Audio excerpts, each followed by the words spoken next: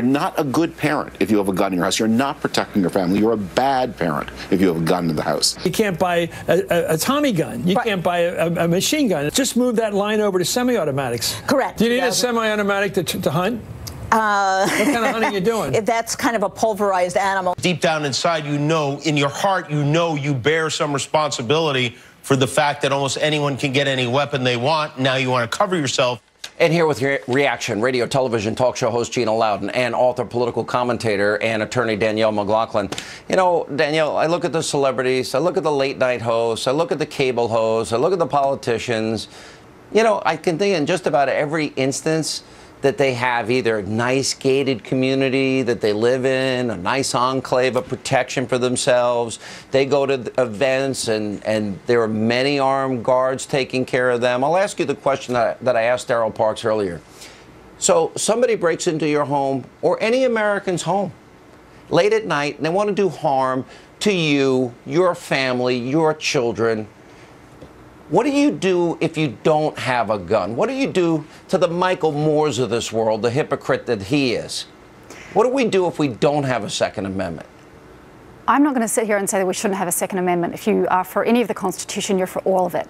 The issue here is not about personal security or safety in the home. Even Scalia said that the Second Amendment is not unlimited. We're talking about high-capacity magazines. We're talking about the free availability of semi-automatic weapons. You're not we used to have an answering assault my weapon question. ban. I know you want to get into this, but you're not answering. The bottom line is this. If somebody enters your home and you don't have a weapon, you're dead. Your family will be victims of a crime. At least you have a fighting chance to protect yourself.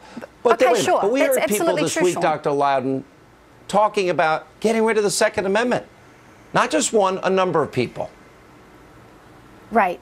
The left likes to speak out of both sides of their mouths, Sean. They like to say, on the one hand, that they're not talking about getting rid of the Second Amendment, but I don't hear them calling for Nancy Pelosi to resign when she just said in your montage that she does hope that whatever happens here is a slippery slope toward revoking our Second Amendment rights. That is where the Democrat Party stands, and we know it. And for them to politicize this, you know, psychologically, Sean, Americans want to come together and support these people, these victims in Las Vegas.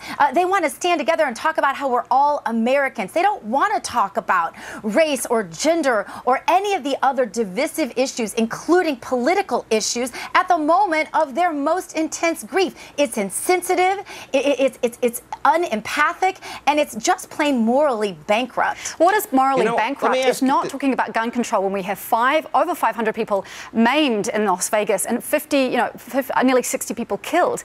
We're not trying to take your guns away. And this is, frankly, a conservative talking point. There are lots of countries you can go to, Danielle, where they have plenty of gun control. And you can go live in Chicago, where the death rate is higher every single month. Right, and this is another conservative talking point. The guns in Chicago come in through surrounding states. Having strong gun control, it doesn't prevent deaths, Danielle, and the research is on my side.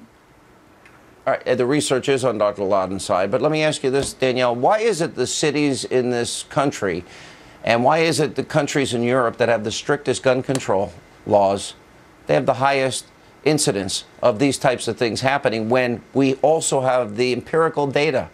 More guns, less crime. Just read Dr. Lott's book. More guns means more gun violence. More guns means more domestic violence ending in murder. More guns means more suicides that actually gun control doesn't work, though, does it? It's not working in Chicago. It's not working in France, is it? We should at least have a reasonable and rational and constitutional conversation around these things. We're having a conversation, but I'm giving you data. Chicago has some of the toughest laws in the country, and look at their violence. France has some of the toughest laws in the world, and look at the gun violence. And the innocent people don't have the guns. And Dr. Loudon's right. They want the slippery slope. This isn't just about a particular type of gun. And all these people lecturing us, they're all protected. They all have money. The average American that works hard, plays by the rules, makes this country a great country, the only line of defense they have is themselves, isn't it? I understand that. I understand that, particularly in rural areas, that you're far, far away from your neighbours, your police. I'm not talking about guns in the home. I'm talking about weapons of war that have no place in a civilized society.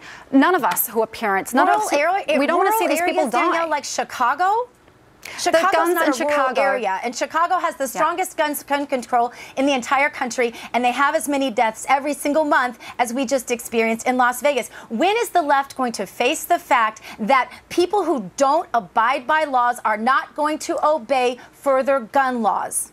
Here's the stats on Chicago. 63% of the guns recovered in crimes in Chicago came from out of state. Just bring up the, Chicago is ringed by states with lax gun control. That's part of the problem. The state, those areas that have right to carry laws, those areas that have more guns, more, quote, liberal laws on the books, they have less crime. I urge you to read the book. Here's some more data. Assault weapons. We got to run.